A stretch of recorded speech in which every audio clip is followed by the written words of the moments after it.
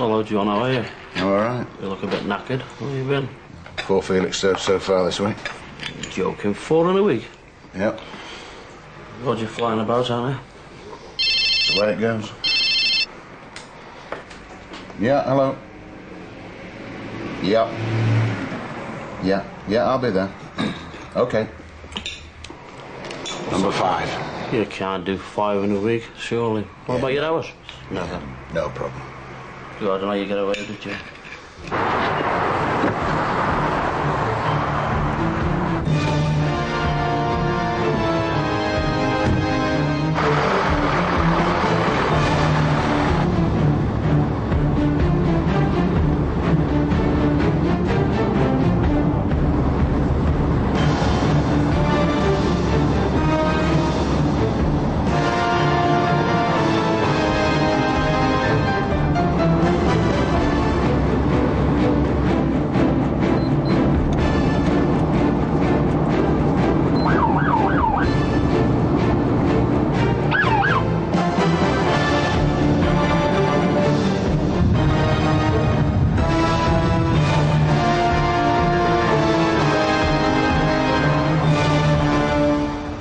Morning, driver. Vehicle inspector at routine vehicle check. Can I see your tachograph chart for the day, please? Yeah.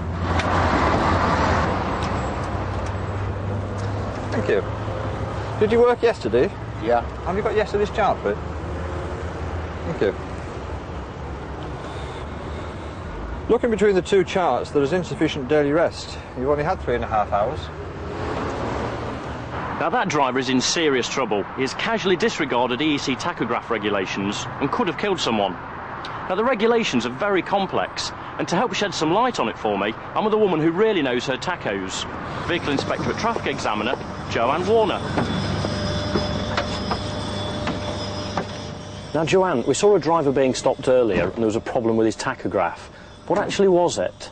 Sean, if you look here, you can see that he's driven for too long without having any rest breaks. So how many hours can he drive before he does need a break? A driver can drive for 4.5 hours, then he must take a 45-minute rest break. He can split this rest break into intervals of no less than 15 minutes taken during the 4.5 hours. This diagram shows a driver who has driven for 2 two-hour periods with a 15-minute break after each.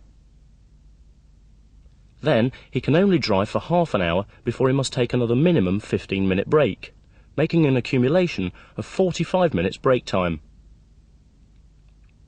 This then allows him to continue driving for a further 4.5 hours.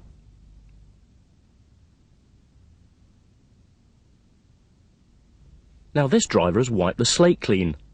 When he has taken a 45-minute break, the requirements for his driving time and breaks go back to square one, so to speak. After this 45 minutes, he can start again with his driving and brake combinations, always keeping within the daily driving limit. But what happens if a driver takes only a 14-minute break? It's not enough, Sean. It can't be counted towards his rest break. But also, if you have a look at this chart, you can see that he's driven for too many hours in the one day. So what's the maximum he can drive? He can drive for 9 hours in any one day, but this can be increased to 10 hours, but only twice a week. So what if he's caught in traffic? If he's caught in a traffic jam at the end of his day, he's allowed to go to a safe stopping place where he can park the vehicle up, but he must make sure that he marks on the back of his tachograph the reason why he's exceeded his hours. Again, looking at these two tachograph charts from today as well, he's finished at approximately 11:30 last night, and he started this morning at 3 o'clock, giving himself only 3.5 hours daily rest. So how much daily rest is he supposed to have? He must have 11 hours daily rest. So does he have to take all those 11 hours in one go? No, he can split the daily rest, but if he does, it has to be increased to a total of 12 hours. Now this is taken in 2 or 3 periods. The last period has got to be at least 8 hours. This example shows a driver who has taken a split rest. Between starting work at 6 and finishing at 2200, he has taken 2 two-hour rests off duty. After that time, he must take an uninterrupted 8-hour rest before returning. But if the driver doesn't split his rest, must he take the 11 hours every day? No, he can reduce the 11 hours daily rest, this can be reduced to 9 hours, but only 3 times a week. And if he does reduce his daily rest, he then has to pay it back. So what is paying back?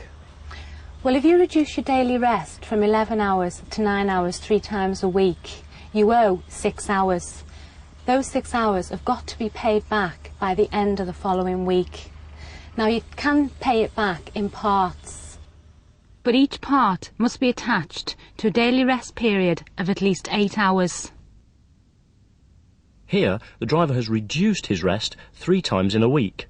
So by the end of this week, his rest has been reduced by a total of 6 hours. He then takes his minimum weekly rest, which we'll cover later. By the end of the next week, he must have paid back all those reduced rest hours from the previous week. So what do you define as a week? Is it 5 days or 7 days? Well, it's actually a fixed week. That's from Monday to Sunday. That's 100 hours on Monday through till midnight on Sunday. And in that week, that fixed week, you must ensure that you have 45 hours weekly rest. So do you have to take all your weekly rest at once?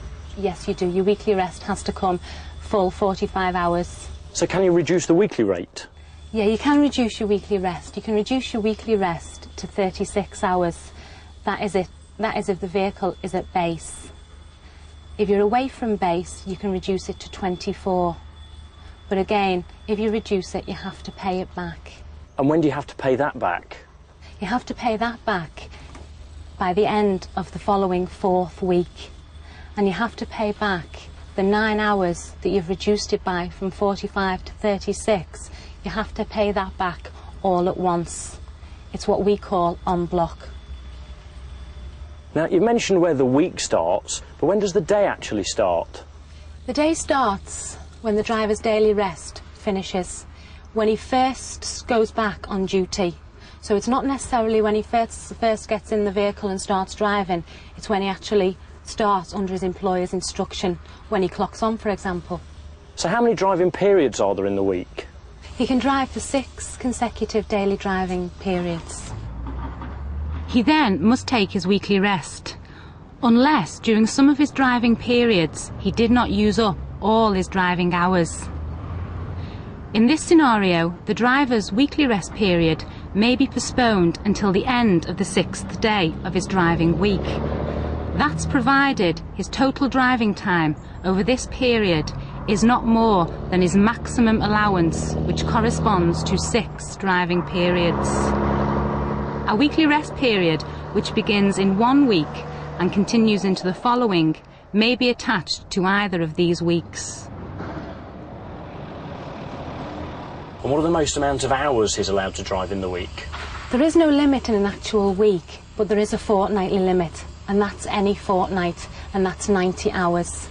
So if he drives to his maximum in 1 week, he'll have driven for 56 hours. So that means the following week he can only drive for 34 hours. But remembering, it's any fortnight, so the week previous to this, he can only have driven for 34 hours. So you can see that in total it's 90 hours in any fortnight. So if I was driving and I went over to France, for instance, can I use my rest time on the ferry? You're only allowed to interrupt your rest period, your daily rest period, once, and that's either to get onto the ferry and go through customs or get off the ferry and go through customs. And if you do interrupt it this once, to compensate, you must increase your daily rest by 2 hours. Now, what if I was driving in a quarry, for instance? Because I'm driving off-road, how does that work?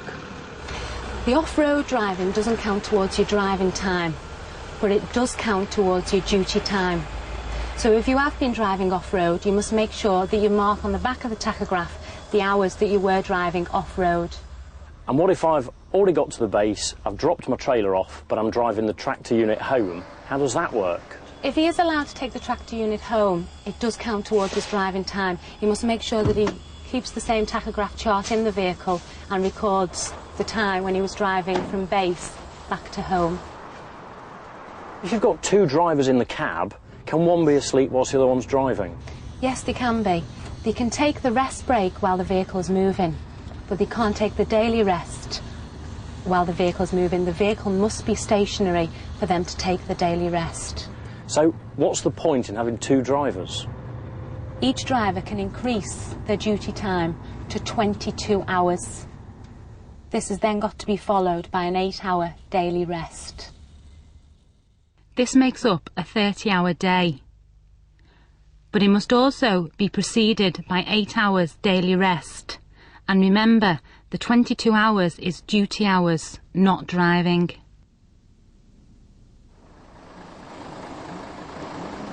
Without new drivers, this means that the truck must be stationary for 8 hours on either side of that 22-hour duty that the men perform.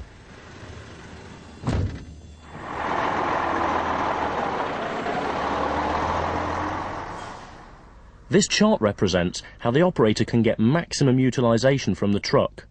However, in the interest of road safety, this is not recommended. Regular breaks from driving should be taken whenever possible. Sean, I need to show you a bit more about a tachograph. I've actually got a training one inside, so if you'd like to come on, we'll go inside and have a look.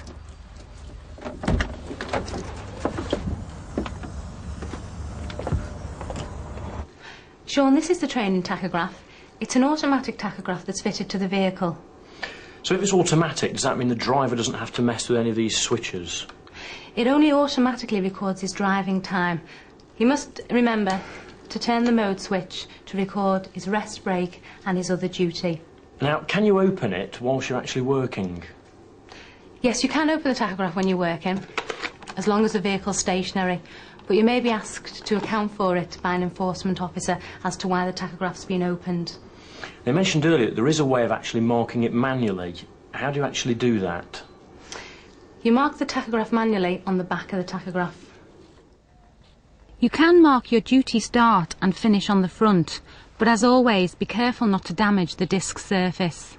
I know also there's an awful lot of drivers who've got long names, and some of them have trouble getting it on the front, so what do they actually do when they can't write it all on there? If they can't fit the forename and the surname on the front of the tachograph, if they just use their initial and the surname and then write on the back of the tachograph the full name, that's the forename and the surname. I mentioned earlier about having 2 drivers in the same cab. How does that affect the tachograph? If the vehicle is double manned, 2 drivers, the one that's driving, he makes sure that his tachograph chart is on the top.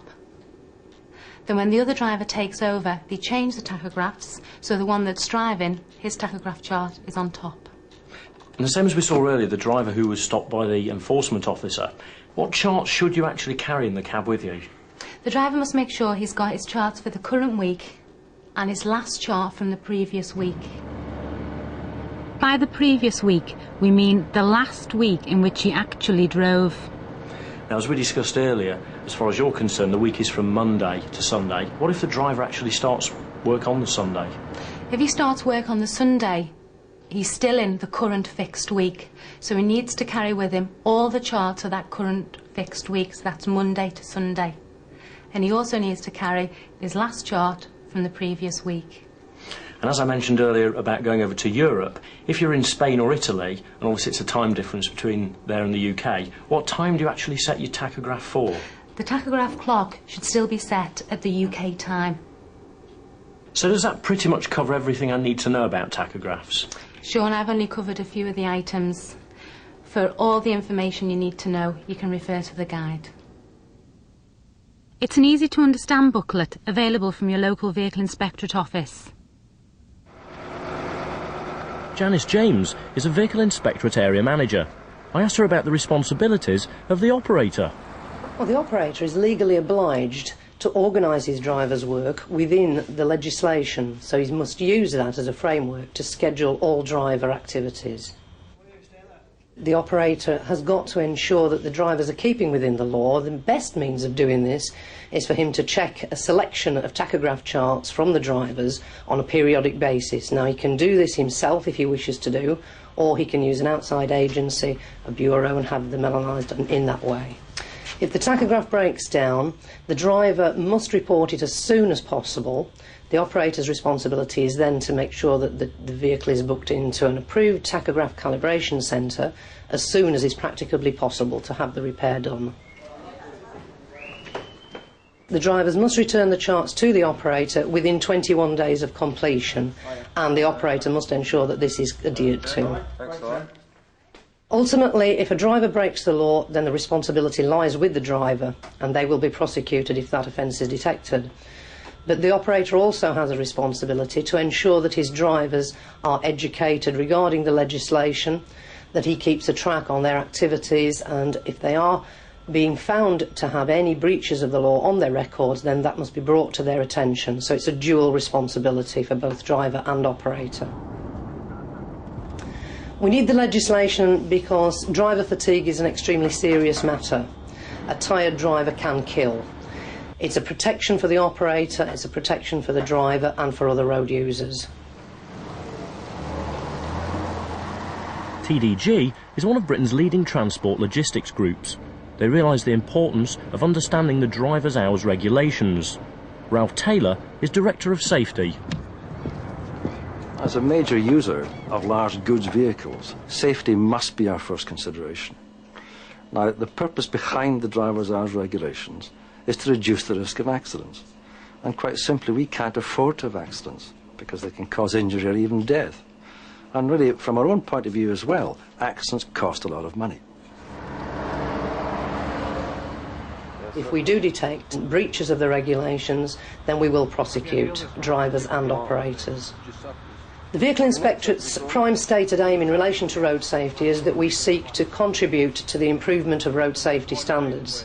We have an educational advisory role where we seek to help and advise operators and drivers who are either unclear about the complexity of the regulations, and we've got examiners throughout the country who are only too glad to offer that kind of help and advice. Well, have a look at them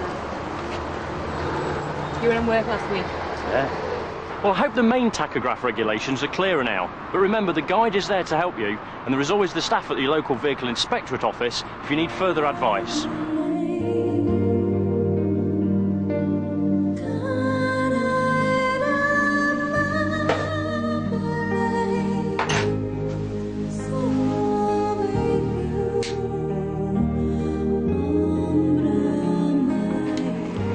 Number 5.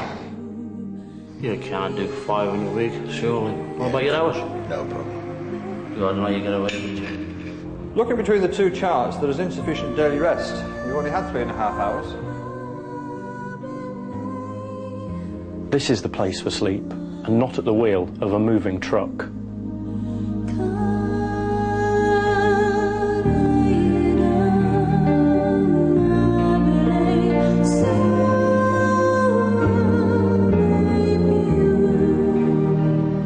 Check It Out is a series covering many issues that concern drivers and operators.